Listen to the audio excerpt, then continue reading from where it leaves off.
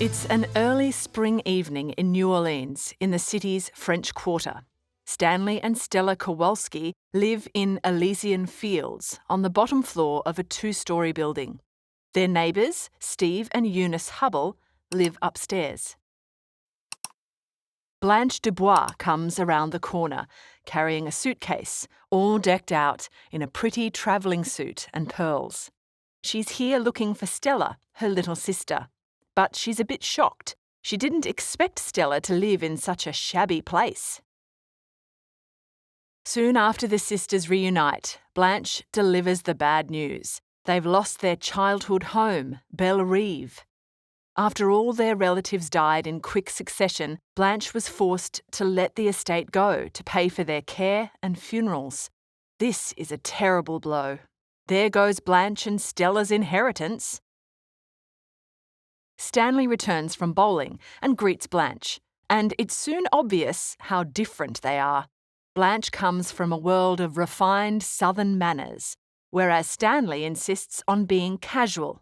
He even undresses around her. The next evening, Blanche and Stella get ready for a girls' night out. Stanley is having the boys around for a poker night, so it's best if the ladies stay away. But Stanley still finds time to interrogate Blanche about Belle Rive. As far as Stanley's concerned, Stella's loss is his loss, and he wants to know the details. But Blanche was expecting this. She shows him all the official papers. Belle Rive is beyond their reach forever. Stanley realises he's probably jumped the gun by assuming that Blanche had tried to swindle him and Stella.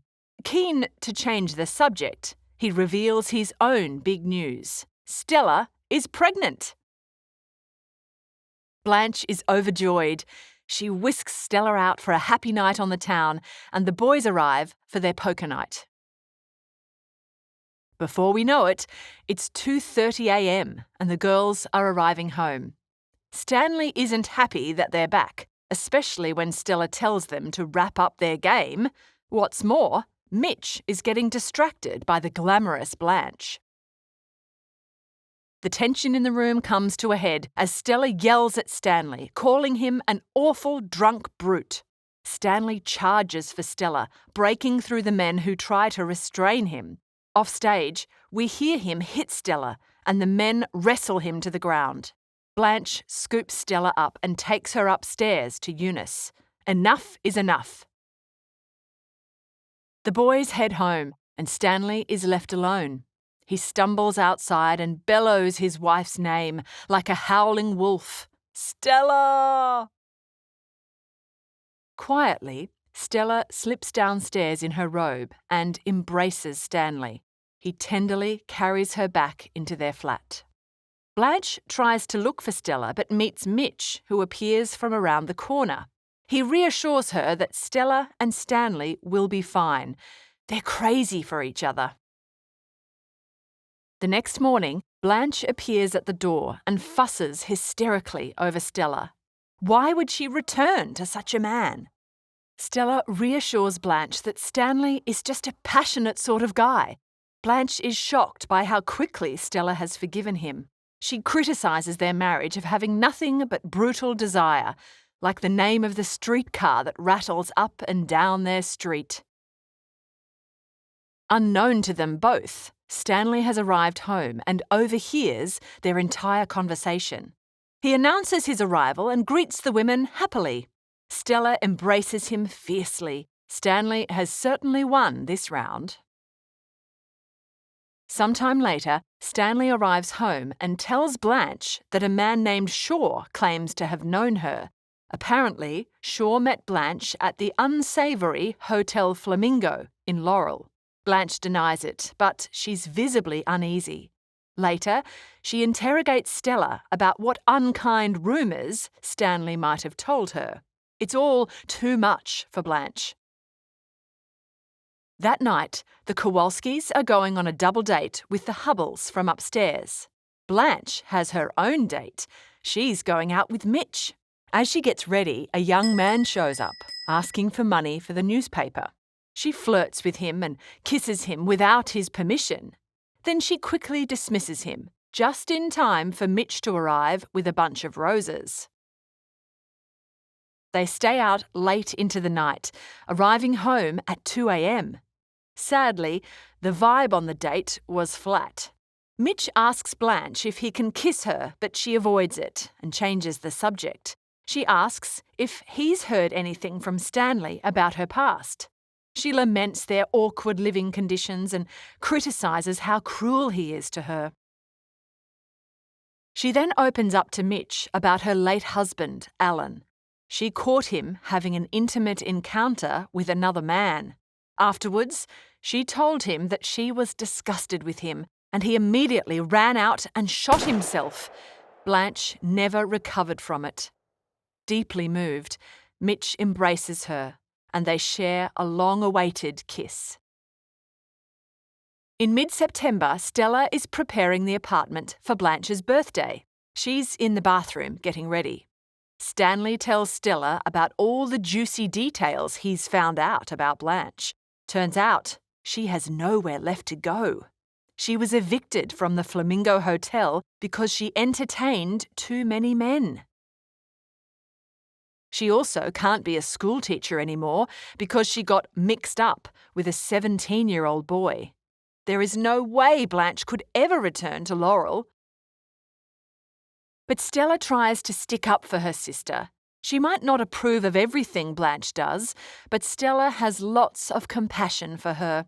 She then tells Stanley about the terrible shock of Alan's death. Stanley reveals that Mitch won't be coming tonight, as he's already told Mitch the truth about Blanche.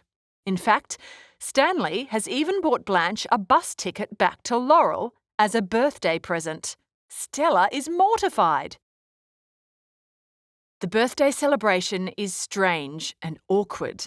The tension in the room hits a peak when Stella calls Stanley a pig for his poor table manners. He throws a plate in frustration and grabs Stella violently, reminding her that he's the king of the house. Stella is crying, and Blanche is now extremely anxious and paranoid. What does Stanley know about her? Stella follows her husband out onto the porch. Stanley reassures her that when Blanche is gone and the baby is here, things will be good again. They all return to the dining table, and Stella lights the candles. Stanley then decides to hand over Blanche's birthday present. He relishes her disappointment when she sees the bus ticket back to Laurel. She runs to the bathroom and vomits. Stella is also feeling really unwell. In fact, she needs to go to the hospital right now. Stanley immediately supports her out the door. Later in the evening, Blanche sits alone in the flat. Mitch arrives at the door. He's clearly been drinking. Blanche is hopeful they can make up. But Mitch becomes more hostile. He tells her he doesn't want to see her anymore and that he knows about her life in Laurel. She doesn't deny it, admitting it was her way of coping with the panic after her husband's death. Mitch doesn't accept it. He tries to sleep with her, but Blanche screams, "Fire!" and Mitch runs from the flat. A few hours later, Blanche is drinking heavily and packing her wardrobe trunk. Stanley arrives home and tells Blanche happily that the baby is coming in the morning. She tells him she also has good news. She's going to join Shep Huntley, an old admirer of hers, on his yacht in the Caribbean. She rambles about how much more cultured and sophisticated she is than Stanley, who's no better than a pig. She even tells him an elaborate tale about how Mitch came back begging for forgiveness. But Stanley's had enough. No more lies. Blanche tries to get past Stanley to the door, but he stops her. Blanche recognises the look he's giving her and threatens him with a broken bottle. But she's no match for Stanley, who catches her and disarms her. Blanche collapses, defeated, and Stanley carries her to his bed.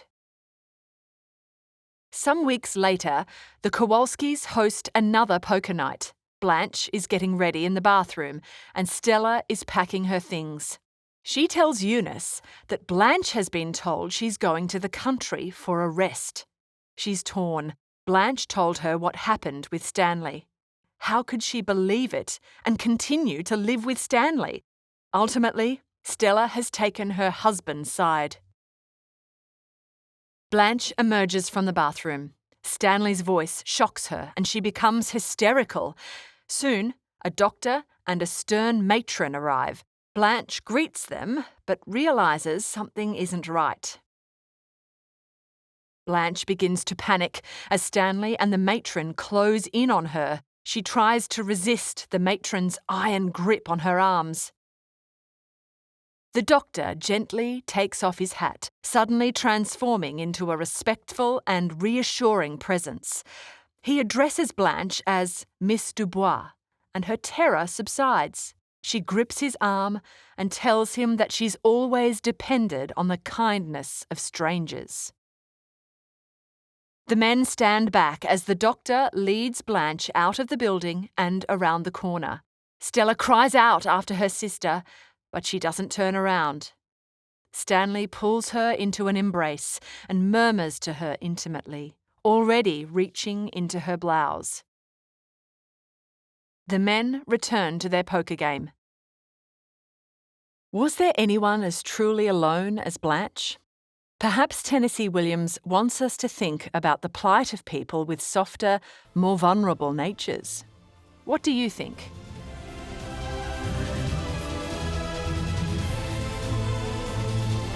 We hope you enjoyed this Schooling Online production. For more easy lessons, check out our other videos.